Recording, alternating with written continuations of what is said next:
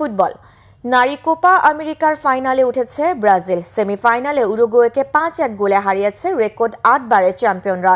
শনিবার ভোরে ফাইনালে কলম্বিয়ার মুখোমুখি হবে ব্রাজিল। নারী কোপা আমেরিকায় সবচেয়ে সফল দল ব্রাজিল। এই টুর্নামেন্টের 10 বারের ইতিহাসে 10 বারই ফাইনালে উঠল তারা। গত 9 আসরে 8 বারই চ্যাম্পিয়ন হয়েছে পেলের দেশ।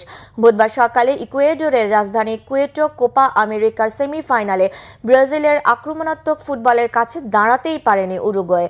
আক্রমণ ও বল দখলে এগিয়ে থাকা ব্রাজিল প্রথমার্ধের 27 মিনিটেই 3-0 গোলে এগিয়ে যায়।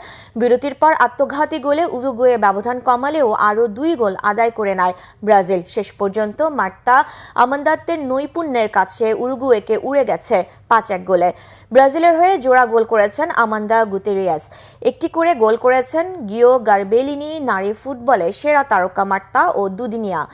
এই জয়ে কোপার 10ম ফাইনাল নিশ্চিতের পাশাপাশি 2028 লস অ্যাঞ্জেলসে অলিম্পিক গেমস ফুটবলে 16 দলের মধ্যে জায়গা নিশ্চিত করেছে ব্রাজিল। অন্য সেমিফাইনালে আসরের একবারের চ্যাম্পিয়ন আর্জেন্টিনা মেয়েদের ট্রাইবেকারে হারিয়ে ফাইনালে উঠেছিল কলম্বিয়া।